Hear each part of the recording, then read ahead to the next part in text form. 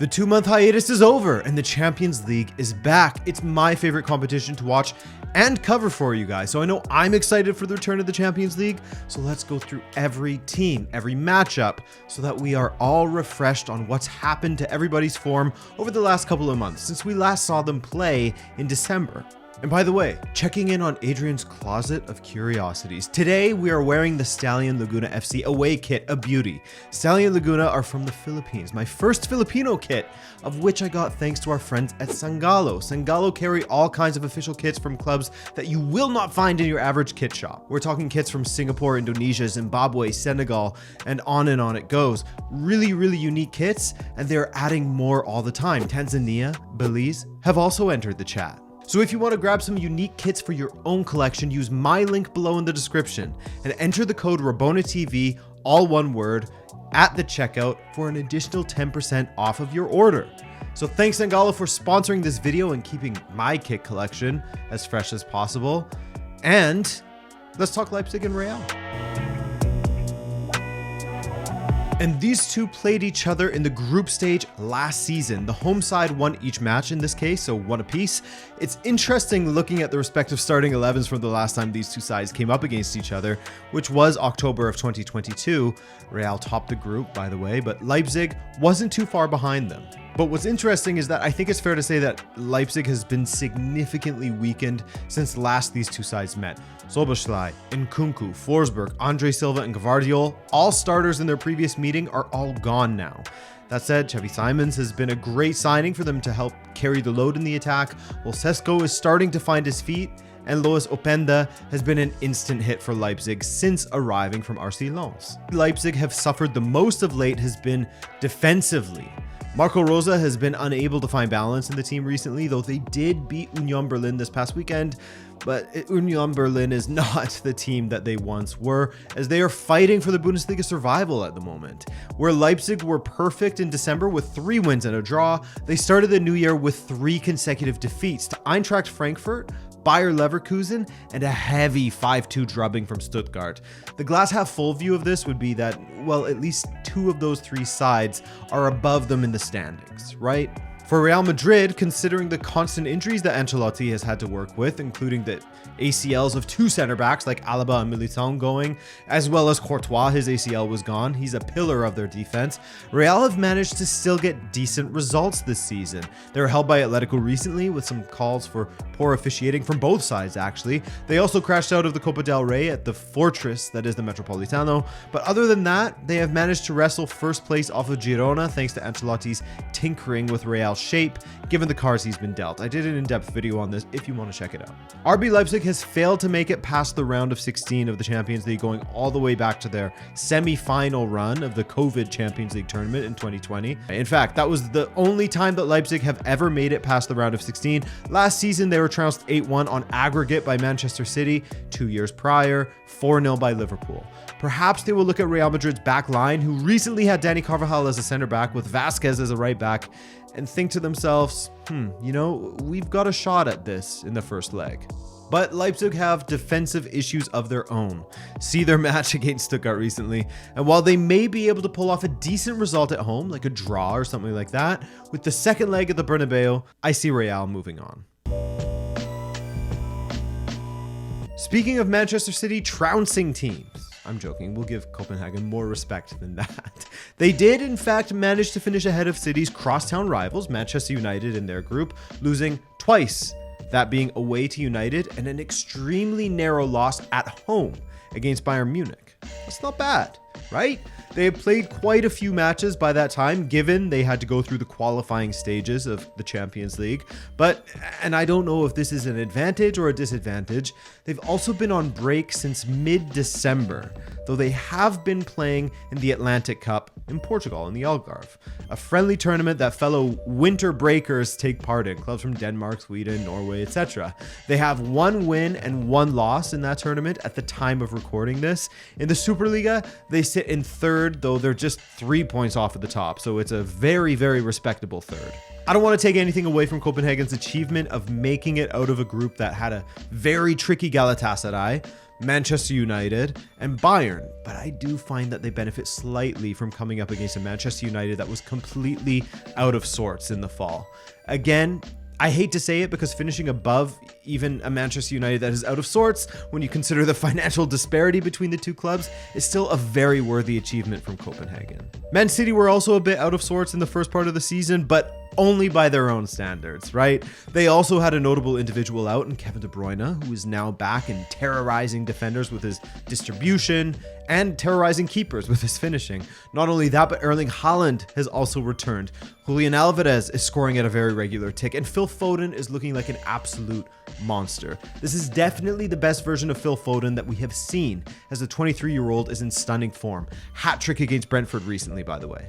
If Haaland can start burying chances again, then this City side will be incredibly hard to stop. But I mean, Haaland still offers some in the build-up and linking up with his teammates as well. I don't know that there is a ton of value in going into this matchup any further than we really have to, as I won't need to convince you guys much why City are the favorites. The last time they played each other was in the group stage last season, with City winning the first match 5-0 at home, and then drawing the second match away 0-0 as Guardiola rotated the squad quite a bit. Again, the match in Copenhagen could provide some difficult moments for City, but I think City will ultimately win both legs.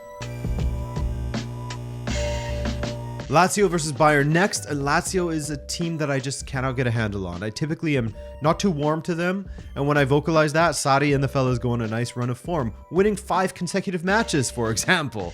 Then, with that run of form in mind, I check on them again and see that they're now winless in 3. But it must be noted, Lazio lost to Inter, no shame there, drew Napoli, and lost to Atalanta, who are in great form once again under Gasperini. Lazio were actually in my favorite Champions League group to watch as a neutral, as the matches against Feyenoord, Atleti, and Celtic were typically quite fun. Remember Provedel getting that late equalizer to salvage a draw at home against Atletico? Good stuff in that group. For their part, Lazio was able to hold off Feyenoord, getting that all-important 1-0 win over them on the 4th match day. So even though Lazio lost their final match to Atletico, Feyenoord were in some rotten form, and the 10 points was enough for them to advance. Lazio, that is, obviously. Domestically, Lazio, like I said earlier, are in some streaky form as they're in 9th, but they are still alive in the Coppa Italia semifinals. Goals have been an issue lately as they have scored just 3 in their last 5 matches across all competitions, and Ciro, the man who carried Lazio for years, is only on 8 goals from 26 appearances, half of which have been penalties. That hamstring is hurting him now at 33 years old. Bayern, on the other hand, have had such a mixed season. In some ways, I feel as though the pressure on Tuchel is unjust, as the man has Bayern on track to have an incredible points haul. Again, I went over this in another recent video, and on their current trajectory, they would win the league with that point total in 7 of the previous 10 Bundesliga seasons, second only to themselves, of course, because they've won it every season. On top of that, the only team that has a better point haul than them in this moment is a team that is on a miraculous, incredibly impressive, and difficult to pull off unbeaten run. Leverkusen are doing something completely abnormal. Long may it continue, by the way. Come on, Leverkusen. Come on. We don't want to be Neverkusen anymore. Anyway, that aside, to say that Bayern are out of sorts is, I guess, a testament to their previous performances, as well as a loss of form in big air quotes that only they could suffer from, really. Pokal loss was pretty unforgivable, I gotta say. And at times, the Sané to Kane pipeline has felt like the only way that they will score, while the midfield question marks at the 6th position are a bit concerning. Perhaps Pavlovic just provided Tuchel with the answer there, though. Also, now that Mazraoui is back from the Africa Cup of Nations, that sorts out another issue Bayern had previously. They played pretty well against Gladbach this past weekend. During the 2020-21 season, Bayern beat Lazio 6-2 on aggregate in the round of 16, and I think we could see some numbers similar to that this go around as well, considering how things are trending for Bayern at the moment and how Lazio's season has been mixed. The this is where I'm genuinely split. Real Sociedad, you guys know I have a special place in my heart for them, and they are certainly delivering in their Champions League, at least in the group stage thus far, with the best defense in the entire group stage and finishing just ahead of Inter on goal difference. They built their foundation on defensive solidity, and while they didn't score a ton, they have threats out there in Brais Mendes in the attack, Oyarzabal, and Take Kubo, who has just returned from the Asian Cup after Japan were eliminated.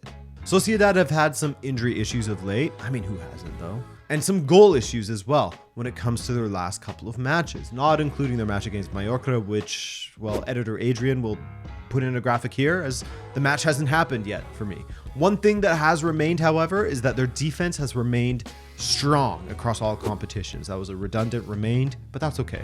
If I was making this video in November or so, I would feel really good about Sociedad advancing, especially considering they would be going up against a PSG side that weren't overly convincing themselves in the Champions League, were they?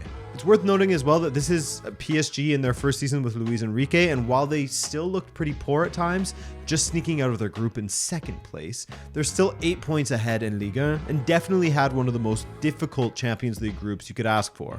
And as always with PSG, there have been distractions abound regarding Kylian Mbappe's future, of which we had some recent leaks for the 5,000th time this past weekend, so I won't even go into that in detail until we actually have this man confirming on video that he's going to Real. PSG haven't been as potent in the attack, at least when they aren't playing lower division sides. And they were especially unimpressive in their group with just 2 wins from 6 matches, 2 losses and 2 draws. A perfectly even record, so we'll give them that. They failed to win a match away from Paris though, which is worth noting. Since then, they have improved domestically, with their last loss across all competitions being that loss to AC Milan at the beginning of November. Mbappe, for his part, is in incredible form at the moment with 13 goal contributions in just 8 matches. Though again, it must be noted that 3 of those came against US Revel, a team that plays in the 6th tier of French football. But still, Mbappe, in what could be his final season with PSG, will do everything in his power to not allow Real Sociedad to call time on PSG's Champions League campaign. Again, I'm kind of split on this one, honestly. I saw how Real Sociedad nullified one of the best teams on the continent in Inter Milan not once but twice, but then their domestic form is streaky and throws me off. While on the other hand, trusting PSG in a European competition is a fool's game. Sociedad's only losses this season have come at the hands of their rivals Atletico, Barcelona, and Real Madrid. Other than that, they're undefeated across all competitions. So you know what? Screw it. I'm backing Real Sociedad. Why not? Who cares about predictions anyway? They make up 4% of this video. Now we're getting into the matches that are a few weeks away, so info is liable to change. And speaking of one of the best teams in Europe, Inter will be playing against Atletico Madrid in what is one of the tastiest matchups.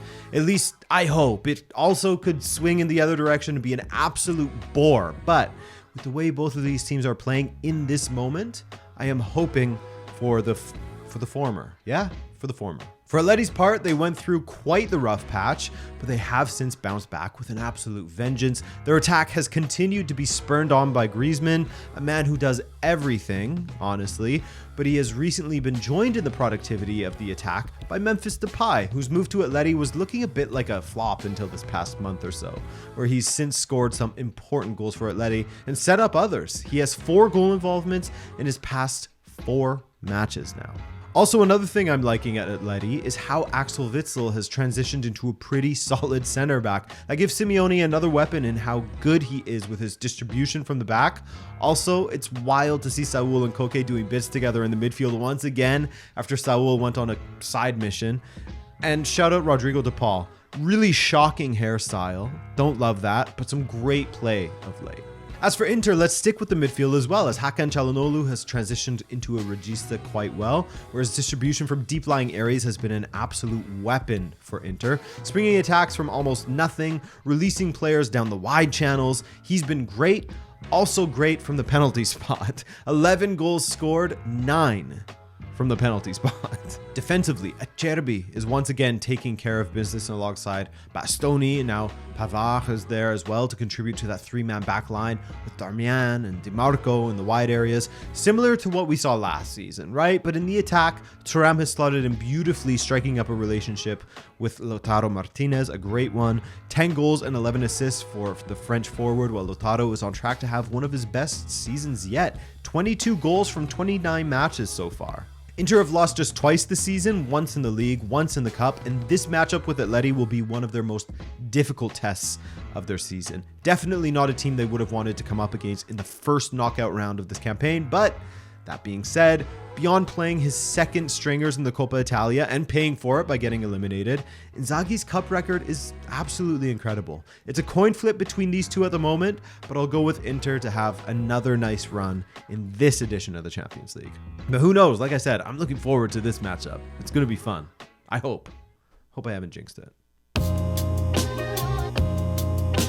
Here's a nicely balanced match. You have PSV versus Borussia Dortmund. This one I'm looking forward to as well. I hope I'm not jinxing this one too. PSV have been one of the most dominant teams in their domestic competition this season. They won 17 matches in a row in the Eredivisie, which actually matched their own record from the 1987-88 season, and they are still undefeated in the league. They have a 10-point lead over Feyenoord, and they have scored 63 goals and only conceded 9 from 20 matches. That's pretty crazy. 63 goals in 20 matches, that's 3.15 goals per game for Peter Bosch's side. Yes, the man who had that very unsuccessful spell at Borussia Dortmund is back in the Eredivisie where he's been his best, and he's absolutely destroying, well, except for in the cup where they lost 1-0 away to Feyenoord despite putting up a great fight. That loss, as well as their loss to Arsenal to open their Champions League campaign, they lost 4-0 to Arsenal, are their only 2 losses of the season. Johan Bakayoko, watch out for him. He's been an absolute menace down the wing for PSV.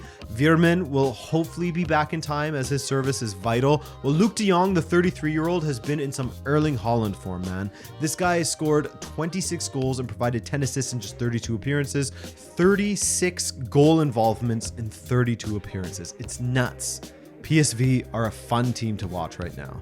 And then, of course, there is Borussia Dortmund, formerly a very fun team to watch, who have had a bit of a wavy season. They're up, then they're down, then they're up again, and then they have a frustrating draw against Heidenheim. I watched that match on Friday, laying on my couch, and it lulled me into a nice nap. No, but seriously, I know Heidenheim have a nice record at home, but Dortmund were very disappointing. For some reason, I was looking forward to this game. I thought, hey, this could be a fun one to watch. No. I say this, and yet they are undefeated in 7 matches now with 3 wins and 4 draws, so they have done fairly well defensively of late, which is always a big question mark, but their attack isn't quite banging. Dortmund Füllkrug hasn't hit his Werder Bremen Füllkrug heights yet, back when Werder were Füllkrug FC. However, with a recent hat-trick against Bochum, perhaps he's on his way to finding that form. We'll see. Something in the striker position for Dortmund just feels a little bit off, not as lethal as they perhaps need. Terzic has played around with the midfield shape a bit this season, trying to get that balance right after their winless run in the Bundesliga back in December. His most recent iteration has seen Sabitzer and Ozcan together in the double six, with Emre Can on the bench. I do suspect that he will go with this when facing PSV. Try to lock down that midfield, you know? And I honestly think that PSV has the firepower to overcome Borussia Dortmund. The one thing that gives me pause is that Dortmund have actually been quite decent in the Champions League, finishing ahead of PSG in their group. And 2 of their 3 wins actually came on the road. However, I'll stick with PSV because that's the more fun pick, you know? Unless you support Dortmund, which in that case, sorry. But hey man, like I said, who cares about the picks? It doesn't matter. We're here to go over their form.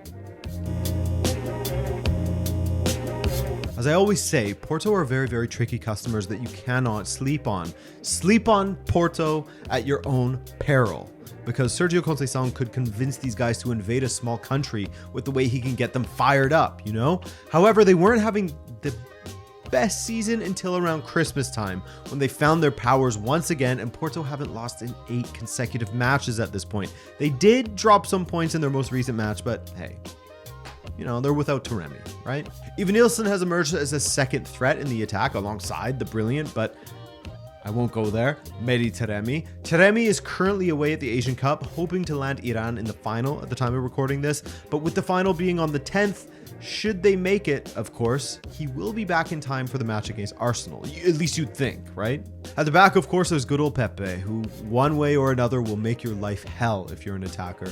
A real nasty bastard that I only enjoy watching when he's playing for Portugal. He's the definition of one of those players that you hate when they're on the opposing team, but you love when they're on your team.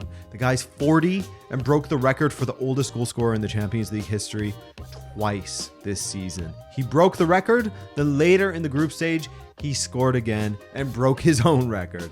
Arsenal are seemingly on the other side of their mini slump in form from the end of December to mid-January after their emphatic 3-1 win over Liverpool this past weekend. They are looking much better. The way in which they contained Liverpool and limited them to one of their lowest XGs of the season was very impressive, with the only question being if they can continue to play at this level, and I think they can. I've always seen Gabriel Jesus as integral to their success, but I have to hand it to them for how they performed with Kai Havertz as the striker. It was serviceable from Havertz, nothing flashy, as I found he was more of a conduit to both Martinelli and Saka and even Odegaard, dropping deep so they can get in behind, playing the setup man. He remains to not really be a danger in front of goal, but he does have redeeming qualities when it comes to the build-up, his link-up play with those around him. Gabriel Jesus is expected to make it back for the match against Porto, though, so hey, we'll see. Zinchenko returned to the back line, but he's gone again already, with Arteta saying that they don't know when he'll be back yet. However, Tomiyasu is back, so Arsenal's back line should be in good shape. Gabriel and Saliba are a fantastic pairing, despite Saliba's mistake against Liverpool, while White has really filled in well at right back. And like I said in a video on Arsenal, I love that Arteta brought out the Jorginho and Rice double pivot again against Liverpool. I don't expect him to do that against Porto. I think he reserves that for teams like City and Liverpool, but you never know. It affords them a lot more control in midfield. Well, Sporting knocked out Arsenal last season in the Europa League, and while it would be a great story for Porto, I don't see it happening here. Arsenal to go through for me, in my opinion. The final matchup, Barcelona and Napoli, two sides that are having a pretty underwhelming title defense in their respective leagues, aren't they? Napoli far worse than Barcelona's. That said, Barcelona had a pretty underwhelming group stage in the Champions League. They had a difficult time getting out of their group alongside Porto, with it looking touch and go at times after losing to Antwerp and Shakhtar in two of their final three matches at the group stage. But hey, with all that said and done, they still topped the group, even if it wasn't convincing, making it into the Champions League knockout rounds for the first time since 2021. Domestically, Barca are, I guess, inconsistent is the best word for them. They've recently been swapping between fourth and third with Atleti, depending on the results from any given match day. And now, with Real and Girona dropping points as well, they are only 8 points off of the top, which is actually not as bad as it was even just a couple weeks ago. However, they lost the Supercopa final in an embarrassing manner. They dropped out of the Copa del Rey, and hey, Xavi resigned, but will only leave at the end of the season, of course. The scariest thing about Barcelona, in my opinion, and this is scary as in a bad way for Barcelona, is their defense. I don't know what happened to them. I don't know if Xavi just crumbled under all the complaints of his La Liga winning side not resembling a Barca side or something, so he tried to go all attack and lost on the defense. I don't know, but the individual mistakes are super high as well from Koundé and Araujo.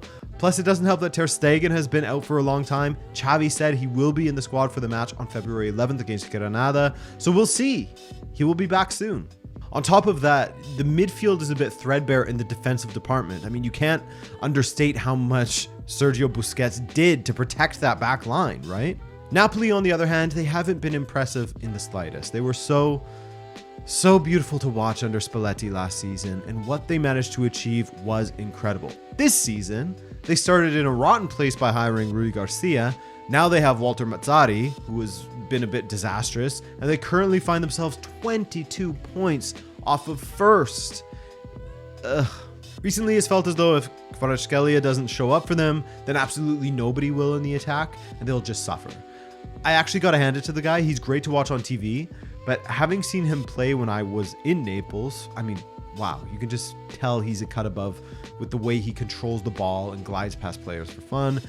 Fun player, and I hope things turn around for him at Napoli, because it's a shame to see, as a spectator, to see him not get the ball for such long stretches and just to seem unhappy, you know? And I don't want to wish that he moves on from Napoli.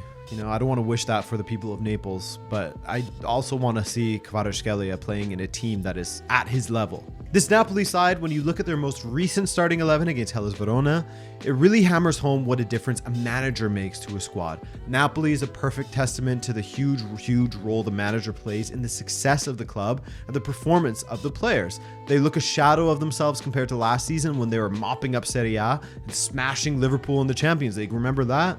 In this moment, while neither side is playing well, Barcelona is playing less poorly than Napoli. I think that Barcelona will continue to improve as the rest of the season rolls on, as the players will want to give Xavi a good send-off and secure their place at the club for next season, as a clear out is on the cards. Whereas with Napoli, I think a lot of the players are a bit disillusioned and don't really know who or what they're playing for at the moment, unfortunately. So Barca for me, unless they have yet another implosion in the Champions League knockout stages, which would be quite the spectacle against this version of Napoli. That would be unforgivable stuff. And that's all, guys. Thank you for watching this video, and thank you for leaving your thoughts below. I'm Adrian, and we will see you in the next one. Take care.